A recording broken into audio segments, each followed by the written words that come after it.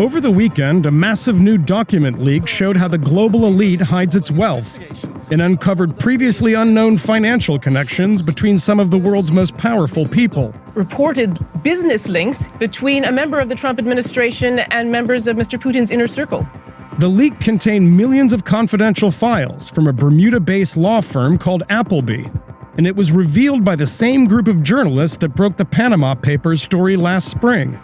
This latest project might be the most expansive work of investigative journalism in history, the product of nearly a year of round-the-clock work by a global network of close to 400 reporters. Vice News was with them as they worked in secret. What we're doing is systematically going down, looking at Trump, looking at Kushner, looking at all the cabinet appointees, looking for hits. These extraordinary stories about offshore secrecy, about a sort of political scandal unfolding in real time involving Russia.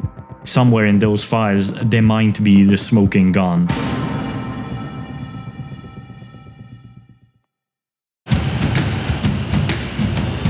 New at 11, a huge data leak tonight is showing how the world's rich hide their cash. Million files were leaked from one of the world's most secretive offshore companies. With the Panama Papers, we had 11.5 million documents. The biggest financial leak banking in history. Bombshell causing shockwaves around the world. The documents were leaked to the German newspaper Süddeutsche Zeitung. The data came to Süddeutsche Zeitung when a source calling itself John Doe contacted my colleague Bastian, and we pretty soon realized that this is something atomic. Biggest data leak in history involving world leaders. The King of Saudi Arabia, Syrian President Bashar al-Assad, hiding billions of dollars in offshore accounts, all of it reportedly funneled through a law firm in Panama. We have a new project now. It's codenamed Athena. The new leak is again in the offshore world. We received data from a big law firm, from Appleby. We can't comment on how we received the documents. We told nobody about that. It's just a small circle of persons here at Süddeutsche Zeitung who know about the nature of the leak, and they are supposed not to talk. The new leak contains several millions of documents. It's emails, PDFs, Word documents, it's also database files. Now we have this data and it's not machine readable, so that means we can't search within it. And we had to figure out ways how to make it machine readable. Part of the problem is that we're dealing with a lot of files which are images and PDFs. There are weeks of work that go into getting everything out of the files, getting data out of the files, getting text out of the files. Somewhere in those files, there might be the smoking gun. We have already found several heads of state, heads of government, members of the Trump cabinet, several interesting Russians, people very near to President Vladimir Putin. So this new data offers a wide range of interesting stories. We also realized that it's going to be too big for the two of us.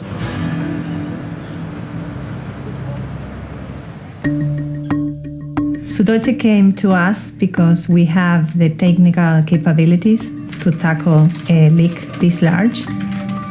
At ICRJ, the mission is to uncover those urgent stories of public interest that go beyond what any particular one journalist or media organization can accomplish on his or her own. We focus on the parallel economy that uses the secrecy of tax havens. Tax havens provide an extreme level of secrecy where you can go and create a company, and it would be impossible for anybody, no matter how powerful a prosecutor can be, to obtain that information. The majority of the people we find are incredibly rich and incredibly powerful. We already have found at this very early stage at least 2 cabinet members from the Trump administration, the Secretary of State, Rex Tillerson, and also Wilbur Ross, who is the Secretary of Commerce. If your economic mantra is to put America first, then I think it's fair to be asking why you're doing so much business offshore. People deserve to know. The ICRJ model is that we coordinate and publish all at the same time. Even if we have someone screaming from the rooftops in a particular country, we hold them back as much as possible and say, no, wait until we all agree. Now that we're sending out the logins, bringing on board hundreds of journalists and giving them access to this really sensitive information, that very much feels like posting an open invite to a house party when your parents are away on Facebook. Like, you know who will come and you trust 90% of them, but you're always wondering, is someone going to slip through the cracks, or will the crazy boyfriend of someone you know come along and just wreck the house?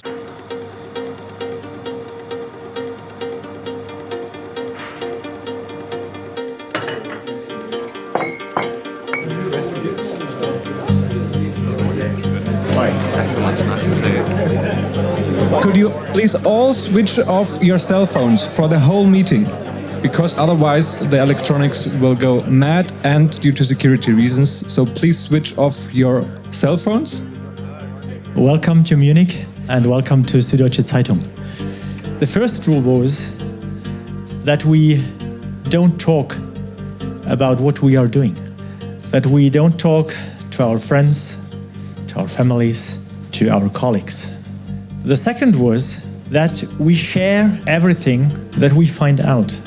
So let's start today this meeting and this project in this spirit of cooperation, and then I'm sure that we will have a second success. Good luck. We have emails, we have contracts, we have bank accounts, we have huge databases, and as Appleby is an offshore provider that works in various jurisdictions, they have 10 offices all around the world. Here's just somewhere they're active. It's Bermuda, Cayman Islands, Guernsey, Jersey, Mauritius, Seychelles, and Isle of Man, my personal favorite. For me personally, it's kind of amazing because there are a few of us here who have been working on these types of issues for years, you know, really in obscurity. And now to see like a room full of 100 reporters who are all intensely interested in writing about this stuff and digging into it, you know, is pretty amazing. There's so much in there, I keep getting distracted. You see a name that you recognise, so then you go off down a little trail. But that's why this is really great, because somewhere in this room there might be someone who can actually put that little piece in the jigsaw puzzle for you. This is my second project working with ICIJ. I was working on the Panama Papers in Iceland, and the Icelandic Prime Minister was linked to an offshore company, and we decided to get his first impressions. Ég kann ekki einu svona á þetta allt saman, en allt gefið upp til skatts frá upphafi. Og ég meina... He couldn't answer the question, so he walked out of the interview, and a few days later he resigned as a Prime Minister. This is what journalism should be about, to inform the public, so the public can react, and this is good for any democracy. This is the bit where we actually decide more or less when we're going to publish, so it's very important that you all take part in this. And we all know that in August, it's a dead time to publish in Europe because pretty much everyone takes a break. It's always bad time in Lebanon. We don't know if we're having elections in the summer. So yes, it's definitely preferable if we do it after September. Well, so the New York Times votes for the first half of October. That's it. We would have preferred the beginning of July, because the Germans normally try to be ambitious. The next possible date would be the first half of November. Can we settle on the 5th? Yeah? Okay, deal.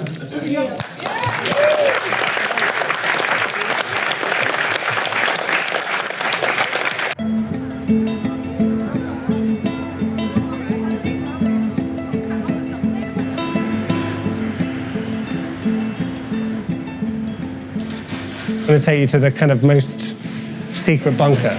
I'm not quite sure why we call it the secret bunker, because it's actually on the 4th floor and it's quite a nice view, which you'll see. Hello. Hi. Can I introduce you to Hillary, Nick, Juliet? We're like a little Leninist cell before the revolution, kind of working in secret. We're dealing with people's private data here. So in order to protect the people whose data is here in our hands, we work in a locked room, we use passwords, we use encrypted communication and storage. We're communicating with other journalists all across the globe. I mean, that's why these projects are successful, because everyone swaps information and we share. We have a thing called the iHub, which is like a Facebook for investigative journalists, which you can only access with two-factor authentication. When we were doing Snowden, all these windows had to be, we didn't have any sunlight, we didn't have any natural light. We were told that intelligence agencies from foreign powers were perched in these flats behind us. I don't know, you sort of think about investigative journalism and you think about Woodward and Bernstein, you think about meeting Deep Throat in the car park at 2 in the morning and smoking on a cigarette. I think we've gone from Woodward and Bernstein to geeks looking at vast data sets, searching away until the early hours. It's the age of the leak. This is just an email from Jesse Drucker, who's working for the New York Times. One of the search terms we're looking at appeared in Panama Papers, and there are 3,966 hits.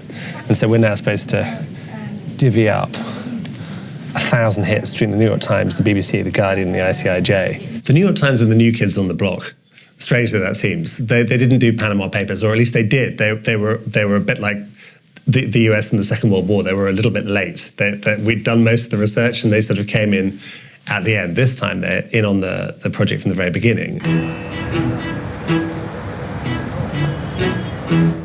I mean, you've probably noticed most of the documents that I've seen so far have been pretty humdrum legal documents.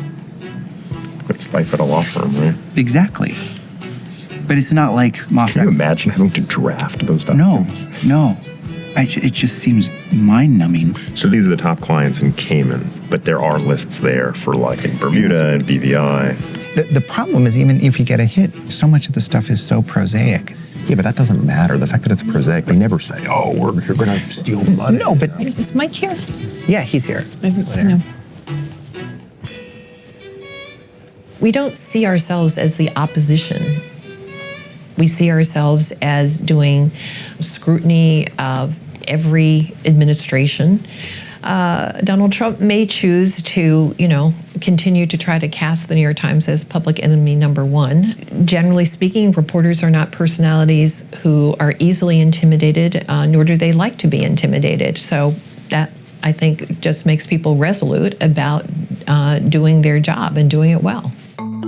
I was taking a look at corporate aircraft, ownership of planes, which I find interesting because you often discover that interesting characters like a lot of Russian oligarchs wind up using the services of companies like Appleby. There's a little bit of a, present under the Christmas tree kind of aspect to mucking around in a database like this and seeing what you can find.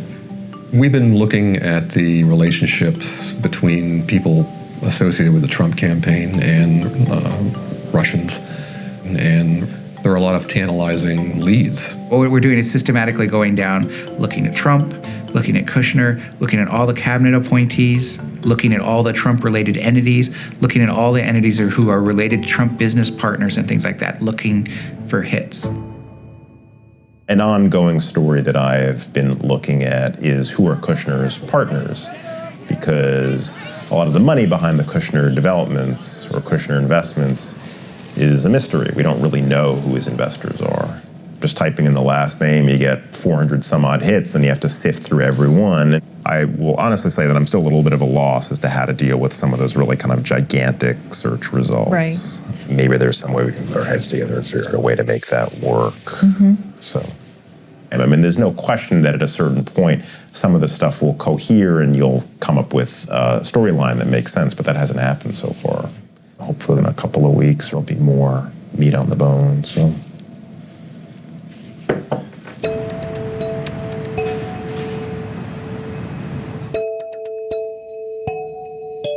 So this is a program called Linkurious, which is a way of showing relationships between people and companies. In our data, why don't we start with Rex Tillerson? There he is. He has 2 connections. If you click on the Marab Upstream Services Company, all of these connections are shown. All of the directors and shareholders are there. And it's a joint venture for oil and gas exploration in Yemen. These are some of the Yemen state companies, like the Yemen Gas Company. And then these are joint ventures between oil majors and the Yemeni state. He was a director of this company, the Marab Upstream Services Company, from March 1997 to March 1998. Even though it operates in Yemen, it's incorporated in Bermuda, which is not related to any of the companies or the operations, but has 0 corporate tax rate.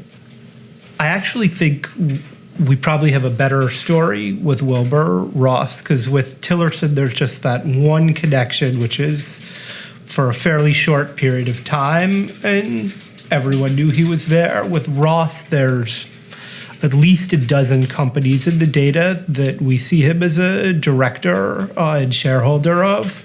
Let's start, first of all, obviously seeing what new documents we may have, but also starting, going outside of the data and connect, just building a very robust file. This is not an abstract world of corporate structures and numbers. There are real consequences for real people. The main victim is the middle class. They are paying for the infrastructure, they are paying for the schools, they are paying for transportation. And the richest people in our society have found a way to skirt a whole bunch of taxes that the rest of the citizens cannot possibly avoid. There aren't that many opportunities to really pull back the veil on the business activities of the country's most wealthy people. ICIJ does not have an office in New York City. Their headquarters are in Washington, D.C. So I work in a co-working space. It's a small group of people who generally know each other, mostly reporters. But I can't talk about what I'm doing in their presence, hence why I'm on the roof right now.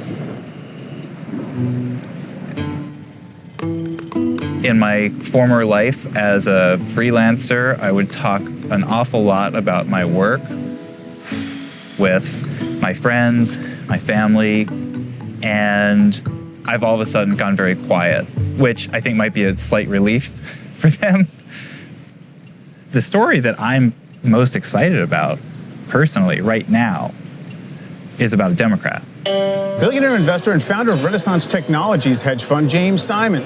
Thanks a lot for being here. Well, glad to be here. James Simons is the founder of Renaissance Technologies, which is probably the world's best performing hedge fund. It uses very complex and secret algorithms to mint billionaires left and right. They've actually patented a new way of trading really quickly. James Simons has a trust fund that's sitting out in Bermuda that pretty much nobody knows about. This offshore trust is called the Lord Jim Trust. In 2009, the Lord Jim Trust was worth $7 billion, which is just a staggering sum to be tucked away offshore. Spencer has just done an incredible job. This is the iHub on Renaissance, and this is all new territory for me. Accounting, and whether a pot of cash is accounted for or not accounted for, But anyway, we have to be very careful because we don't want to be wrong. I'm going to just take a look and see what Bloomberg shows us on the net worth of Simons from Renaissance. So he is the world's 64th richest person with a net worth of $15.7 billion.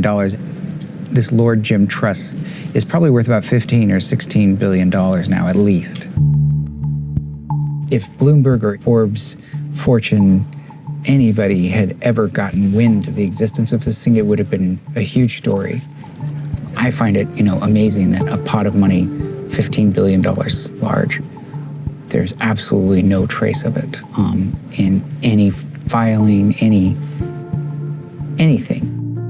As appalling as the wealth gap can be in the world, actually, it's even more appalling than we think because there's all these assets offshore, and the impunity that people use this and do this and abuse it is should make your blood boil.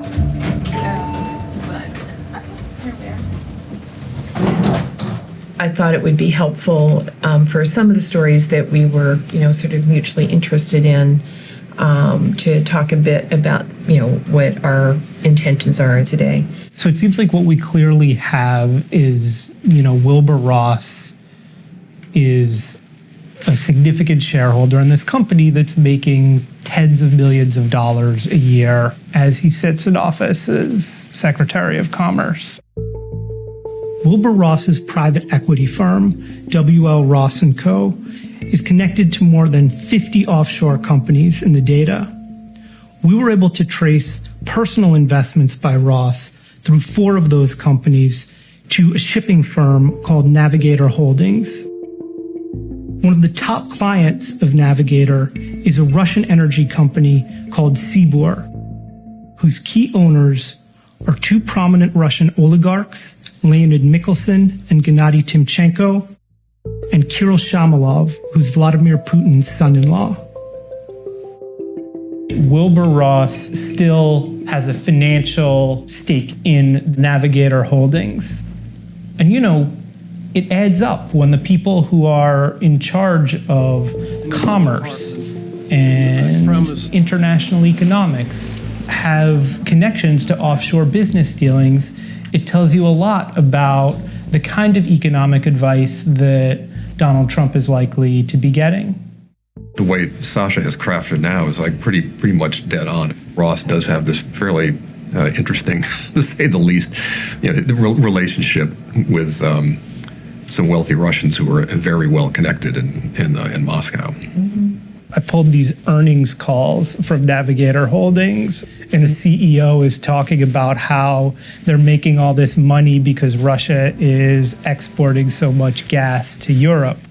And they're saying, by the way, and we're making this money in direct competition with U.S. exports. Jesse, anything you wanted to mention? I've been working with Spencer on this Yuri Milner story about investments that appear to be bankrolled by either VTB, which is a big Russian bank, or Gazprom Invest Holdings, and sort of raises questions about his connection to the government and what role, if any, the government has in the investments that he's making here in the U.S. I mean, it seems like if you're doing Milner and the multinational story, It feels like just doing those 2 feels very challenging to me. I mean, I think just, keep plugging away at it for the next couple months. There'll be something good. There's kind of a ebb and flow to story ideas. Jesse is also working with Simon Bowers, who's on our team. They've uncovered particular multinational tax avoidance schemes.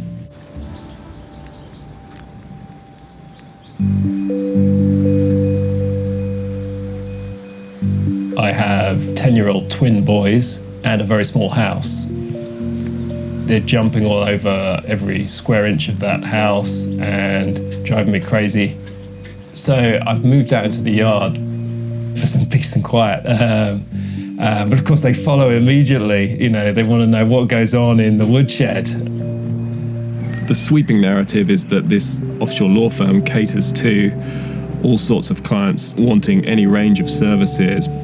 One particular type of client is a big multinational who wants to structure their affairs so that more of its profits arrive in low-tax offshore jurisdictions. From a storytelling perspective, we want great amounts of detail, also with a household name attached, because we want to engage with the readers and tell them it's about big companies you've heard of.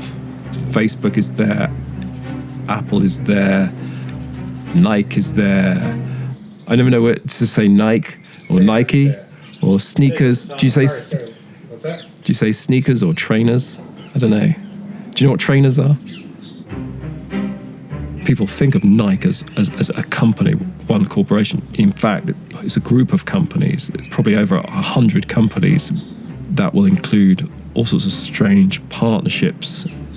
The jewel in the crown of Nike's intellectual property is its swoosh. I mean, it's what everyone knows. The swoosh is owned by someone, right? For many years, it was owned by a company in Bermuda called Nike International Limited. And in 2014, it was switched and is owned by a Dutch partnership that doesn't seem to have a tax residence anywhere in the world. If you're buying a Nike shoe, why should you care whether the intellectual property charge, the bit of the shoe that you paid for that actually has the swoosh on it, whether that money eventually goes to Bermuda or whether it goes to the US? The answer is because let's not pretend otherwise. Tax is about paying for schools, hospitals, roads, police around the world.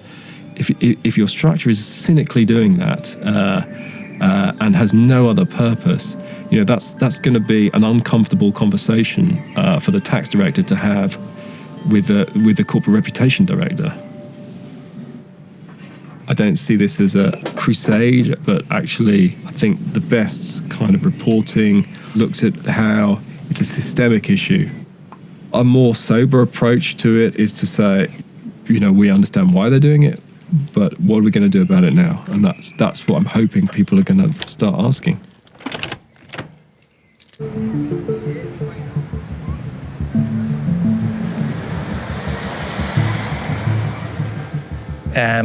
Down to business. Luke, do you want to just give us 5 minutes now?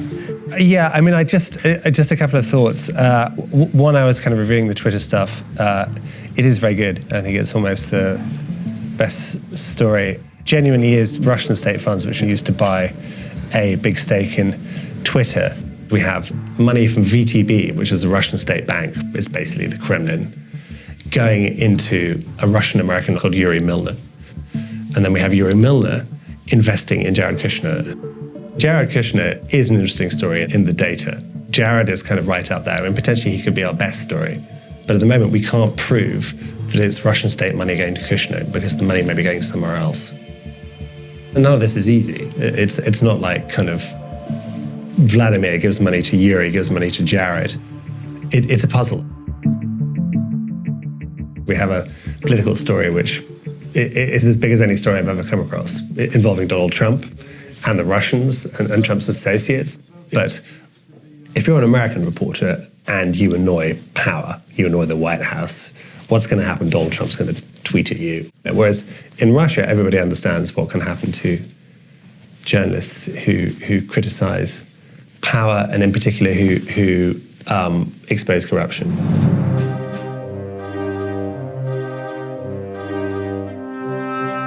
Every day, my day is different. I don't wake up at the same time and I don't get out of my home at the same time. I usually take different routes. So one day I come to my office with car, another day I come with metro. The day after tomorrow I took a metro, then a bus, and then I walk. In 2 days I take a car to another metro station. I have like hundreds of routes. If powerful people want to kill you, they will kill you, and there is nothing you can do. The only thing you can is to try to become a difficult target.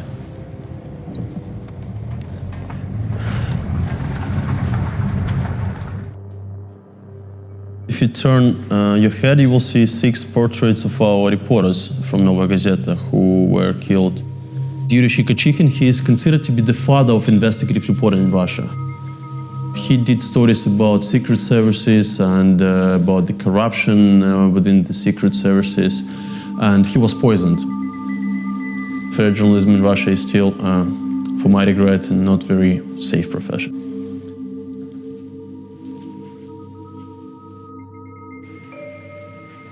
Слушай, а сенатор — это твоя поляна? Так, а что там? Да. Ты видела этого Глеба Фетисова? Он сенатором был до 9. Он давно очень был, да. До 9, с 3 или 4 по 9.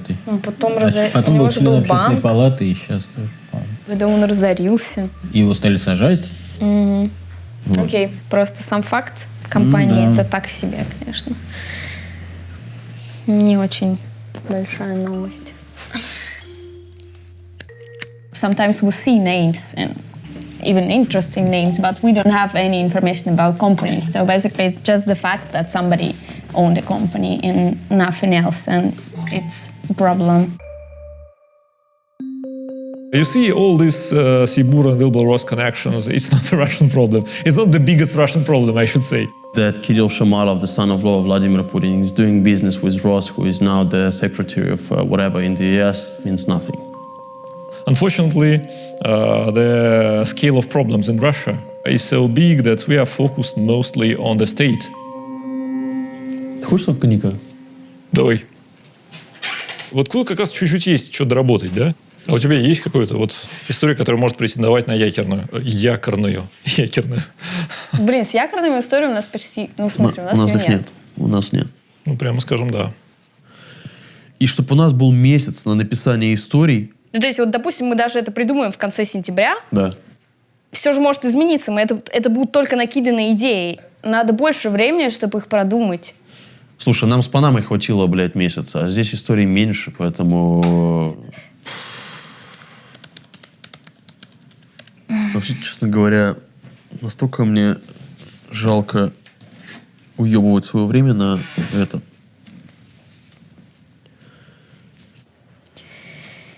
Ну, что делать, раз уж мы... My colleagues in Western Europe and in the US, for them, any business with a sanctioned person is bad. And it's okay. I live in a country which is sanctioned, right? And that is why our point of view is different.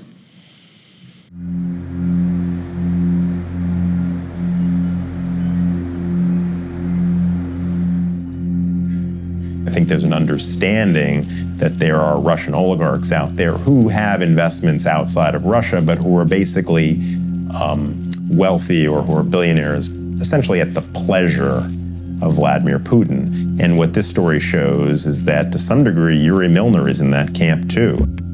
Yuri Milner, who's a big Silicon Valley investor, made big investments in Twitter and Facebook, and those investments were bankrolled by the Russian state. There are very interesting and significant memos from Appleby that lay out some of the relationships between VTB, which is the big state-owned Russian bank, and one of the investment vehicles that Yuri Milner used. DST is the name of Milner's venture capital firm. DST invests about $380 million in Twitter. About half of that came from VTB, the big state-owned Russian bank. The connection between the Russian state and Facebook is a little more complicated. Yuri Milner's firm invested in Facebook through a number of different vehicles. One of those vehicles was owned by a British Virgin Islands firm called Canton. Canton was getting tons of funding from Gazprom Invest Holdings, the state-owned financial institution. And Canton has numerous connections to an Uzbek-Russian oligarch named Alisher Usmanov, who is a huge investor for Yuri Milner and has been for years. Yuri Milner has since sold his stakes in those companies, but it sort of illustrates the kind of long arm of the Kremlin extending into Silicon Valley in a way that none of us knew before. Yuri Milner is also an investor in a real estate technology company called Cadre. Cadre is a company that was founded and remains part owned by Jared Kushner. But the bottom line is Jared Kushner has an investor in his firm who has significant financial ties to the Kremlin that none of us knew about before. Now we know. So I've made the trip down here from New York to meet with Sasha and put the finishing touches on the Wilbur-Ross story. He's been great to collaborate with. He's a damn good researcher, and he discovered the Navigator-Seaboard relationship to begin with. The main thing is, can we call it Ross's private equity firm now that he's resigned and is Commerce Secretary? Yeah, I think the context is clear. As we say later, that he just this year stepped aside from the firm, but it's a fact that it's long been the majority shareholder. His company, the W.L. Ross Group, was the leading shareholder and he still has a stake in Navigator Holdings. And that actually raises some important questions about his duties as Commerce Secretary. If he does anything that has a direct and predictable effect on his own financial interests, that is a conflict of interest. He knows that he has these holdings. It seems likely that he was not expecting it to become a public issue, especially since it never came up during his confirmation process. He disclosed the fact that he has an underlying investment in Navigator in his ethics disclosures, but this is, a couple of lines on a 57-page document that I think apparently went overlooked. You never know what the response is going to be until the story comes out. But what I do think is important about this story is that it shows a business relationship between a cabinet member in the Trump administration and Putin's son-in-law. It is another example, the highest ranking example of a Trump administration official who's making money through business connections to Russia. So I guess the thing now is to, as we talked about earlier, is just trying to reach out to the people left, like Ross, Navigator, Seaboard. I think a lot of people are going to be very unhappy with Appleby. I mean, if you can just picture what kind of, response they're going to get from clients, that they have to tell them that, all of their records have been in the hands of a consortium of investigative reporters for the past year.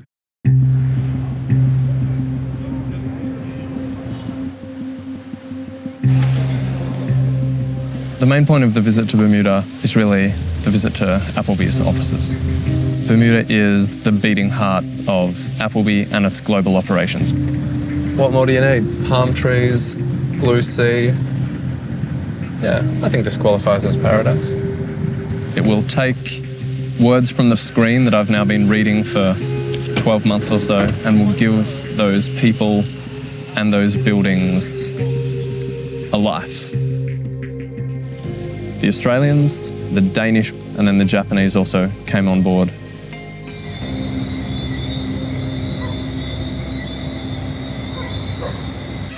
Tomorrow I will have in hand a printed copy of the questions to Appleby so that the person asking the questions can hand that over if they're invited to. It's now been well over a week, more like 10 days I would say, since ICIJ first contacted Appleby with a list of questions, and I think at that point they would have certainly become aware that there'd been a leak of their information and that journalists were trawling over it. We're still waiting to hear substantive responses to any of those questions, so the Tuesday visit really is an effort to get some kind of response.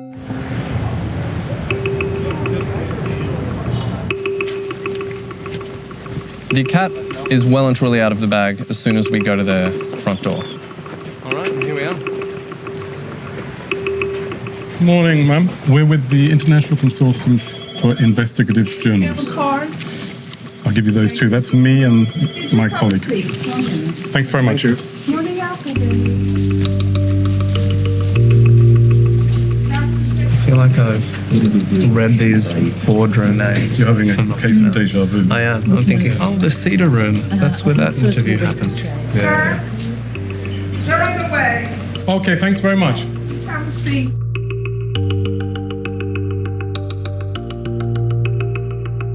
I hope they're thinking, who is the best placed person who can answer ICIJ's legitimate questions? Okay. I don't know if that's actually what's happening. But we've certainly been sitting here a lot longer than we thought we would.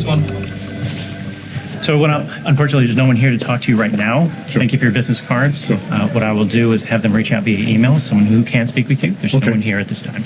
Great. And if you like, we'll leave this with you. I suspect you've got a copy of this. I don't know what that is, so I can't take that. Okay, it's just a copy of the letter we sent to Appleby. Okay, well then they should have this thing. Okay, fair enough. All right. Thanks very much indeed. And sorry for any inconvenience. No worries. Thank you. I feel pleased that we were able to get inside, have a pleasant interaction, let them know that we're here if they're available to speak to us, and I look forward to receiving answers to their questions.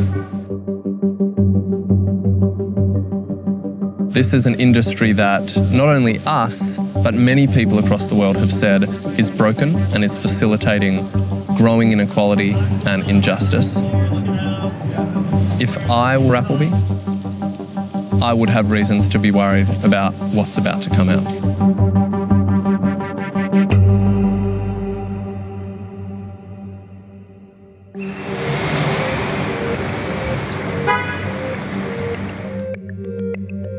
Now the cat's out of the bag, if you will. I mean, the Appleby knows what's going on, and now we're sending these, requests for comment letters out to the Russian oligarchs who control Seaboard, and Sasha's contacting Navigator. And we'll also be sending some comment letters to a couple of other Trump administration officials.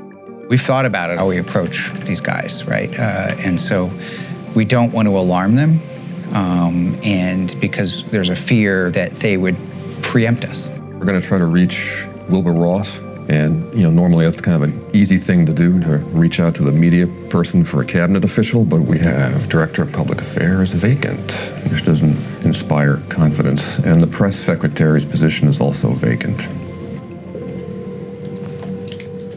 Office of Public Affairs. Yeah, hi, this is Mike McIntyre at the New York Times. I was trying to send an email, make sure it gets to Secretary Ross involving his personal investments, so it's kind of important. I can give you an email address. Just let me know when you're ready. Hi, Mr. Gasshalter. My name is Mike Forsyth. I am a reporter with the New York Times, and I'm working on a story about James Simons. It's a story about offshore trusts, and so hope to hear from you sometime today in the afternoon if you've got a few seconds to talk to me. Thanks a lot. Bye.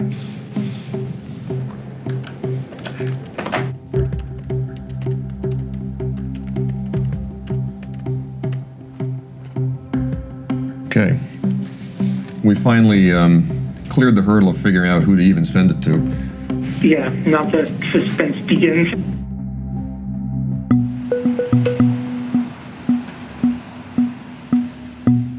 We're almost there. We're hours away from pushing the button. It's been quite a long investigation. A year is a long stretch of time for a journalist when you're used to the kind of daily churn and flow of news.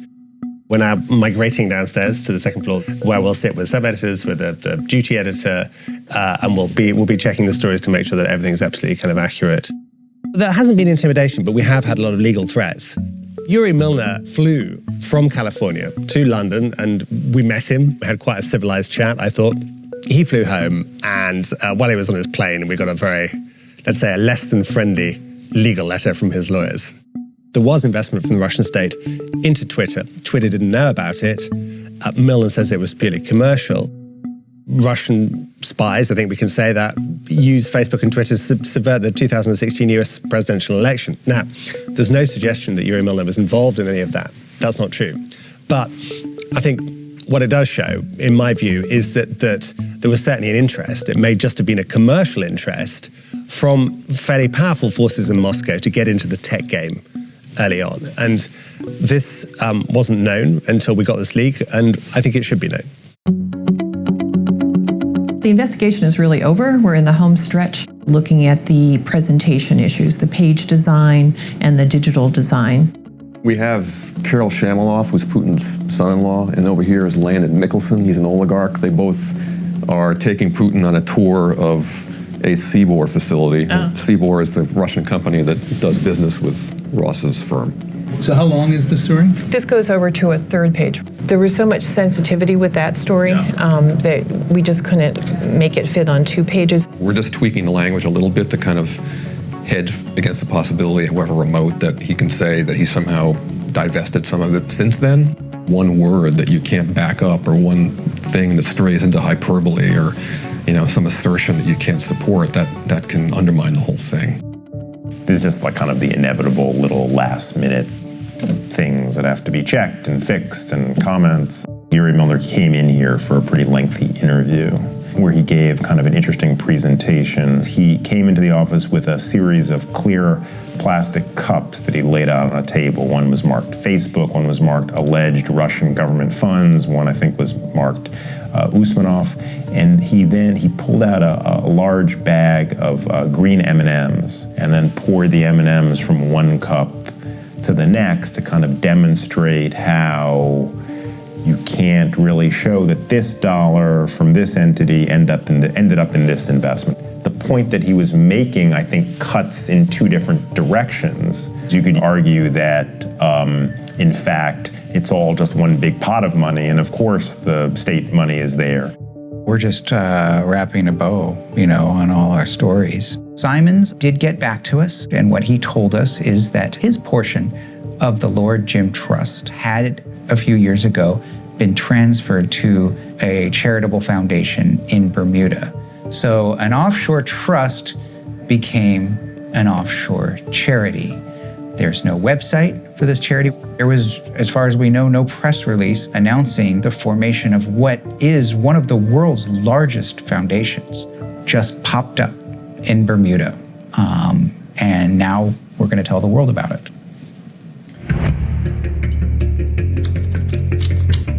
Trump is in Asia. We're hoping that North Korea doesn't launch any missiles in the next few hours, largely for global security, but also for the sake of our project. Now we're about to see what it all amounts to.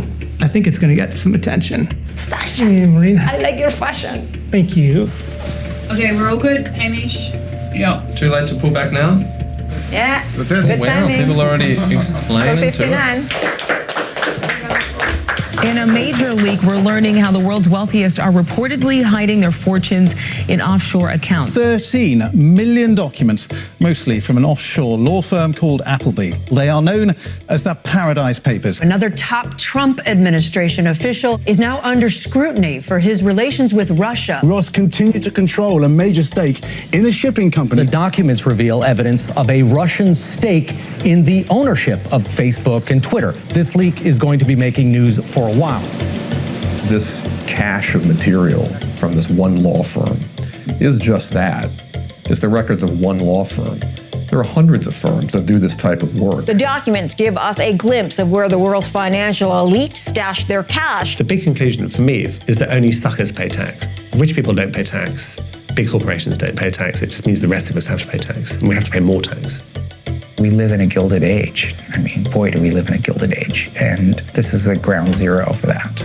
It is across the front page, above the fold of just about every newspaper there is this morning. In each country, you have victims of the offshore world. If we can build that hospital or this school with public money, then the reason is they decided that they don't want to pay taxes like everybody else does. The Paradise Papers, released by international news outlets, also point to Nike and the Queen of England. These are secrets that are of immense public interest. We have held the unaccountable to account, and now it's up to citizens and democratic institutions to take the next step. The Department of Commerce should investigate. If he fails to provide a convincing and compelling explanation, he ought to resign. When you're able to take the lid off the garbage can and actually see what's crawling around in there, you find lots of things that may be legal, but it makes you wonder, how can they not be illegal?